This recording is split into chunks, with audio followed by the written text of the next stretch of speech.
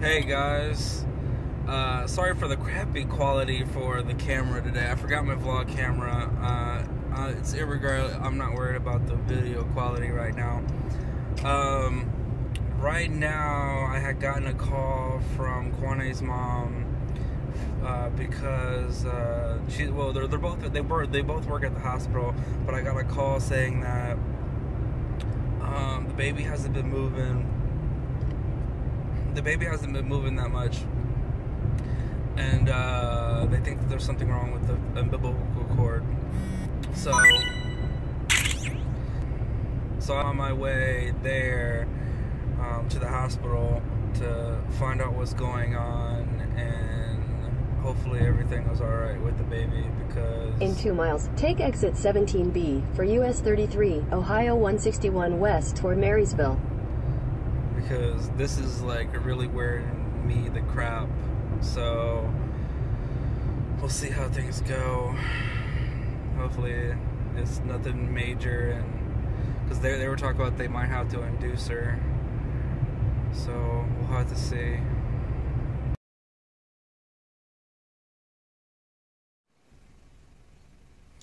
Alrighty guys, so what's been going on is that they had to induce her. They put some type of balloon device in her to open her up so that they can hurry up the pregnancy. His heart rate's still going up and down. It's not staying stable. So we're waiting on her to pretty much give birth. I had to leave and pick up mom from work, and then now we're about to be driving back to go to the hospital and wait to see what happens. She's been in a lot of pain, unfortunately, because of all of the inducing and everything. So hopefully it's smooth sailing once the time comes and they don't have to do a C-section or anything. So alrighty guys, so this is the rundown of what's been going on. So 2 o'clock hit, which was a 12-hour mark, which allowed her to get the balloon device taken out, so then they could start doing so they could stop doing the inducing and actually start trying to have her go into labor. So they did all they took the balloon device out. They gave her whatever the stuff is called to allow her to start having contractions. Starts with P. Preperdol or whatever, it's something like that. Anyways, so they started doing that. She started having contractions, and they gave her some other stuff to help cut the edge off of the pain from the contractions. It wasn't an epidural, but then later on, I think it was about 4 or 5-ish, she started getting really, really bad contractions.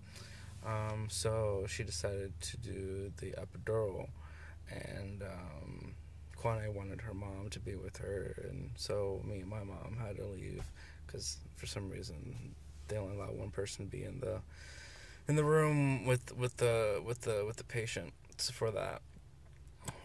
So we waited, went out and waited. And then I was kind of a little upset about it because, I thought, I'd be the one that'd be with her, but, it's her mom.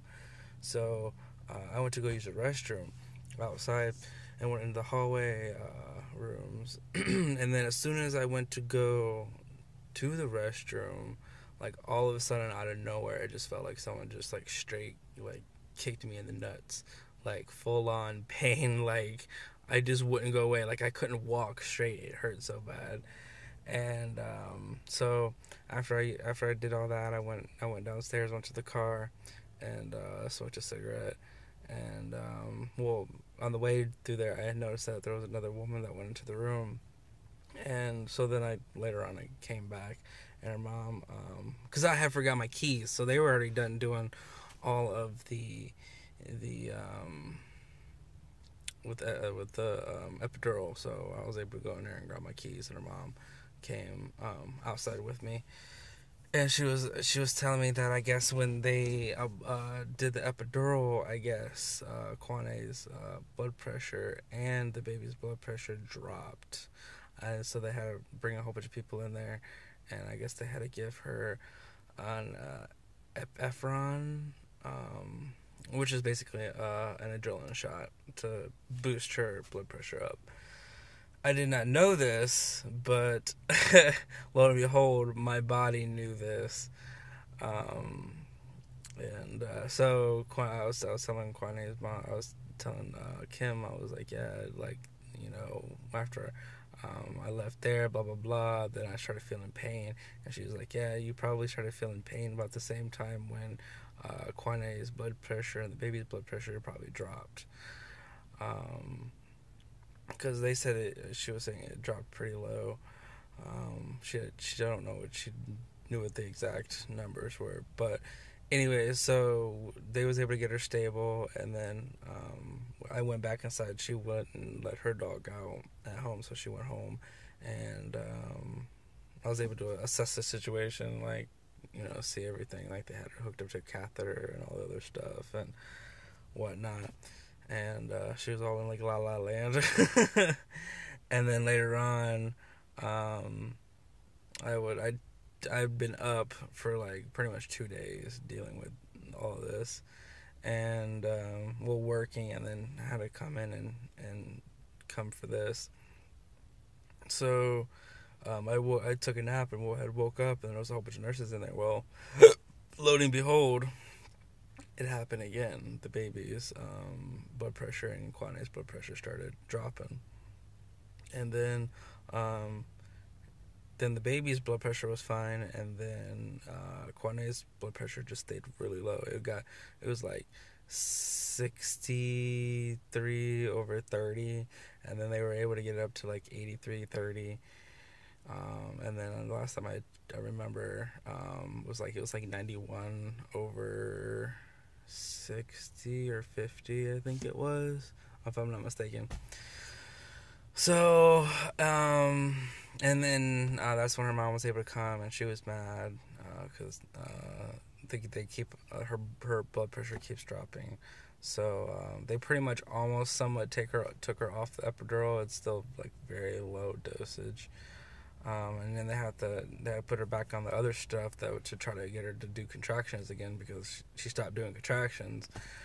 So, and then Kwane's grandpa, he's here, so he wanted to go and see Kwane and everything. So I was like, well, because he was worried about her too. So I stepped out to go smoke a cigarette and chit chat with you guys while they're doing all that. And Kwane's stepdad, Brian, he's coming to see everybody, because he was here earlier, so he's coming back. So that's been the lowdown. I've been a lot of her in pain, me babying her, making sure that she has the heat squishy things, the heat packets, the heat pockets, hot pockets type of thing. It's like they're instant heat packets, so basically you just crush it and it turns into instant hotness. And helping her with that, making sure she's comfortable, helping alleviate the pain, like pressing back on her back in certain areas to help her, and then helping her reposition everything, and making sure that the baby's heart rate is being found. But after they took the balloons out, they hooked up a actual internal reading, so we don't have to worry about the whole external always moving around, not finding the baby's heartbeat type of thing. So right now, Cornet's mom was like, well, might as well just do a C-section so we can just get this done out with. And I was like, right. And I guess the nurse lady that's in there now is pretty much is like, no, we were not going to just do a C-section just because her blood pressure was low. So we're in that predicament right now. They're still trying to do a natural vaginal birth, which, would be nice, so she don't have to worry about going through surgery. But at the same time, you're putting the baby and Kwane at risk because their blood pressure, especially the baby's heart rate, is not staying at a constant. It keeps dropping. It'll go like be like 160, then it'll be like 140, and then it'll be like 110, 12 or 10, and then it'll go back to 120, 130, and then back down to 123 or something or the other. It just keeps fluctuating up and down, up and down, up and down, and it's just getting annoying. And I just hope my son comes out of this healthy, because yeah, it's getting stressful. So I'm gonna head back in here and see what the dealio is going on. So, and charge my phone. So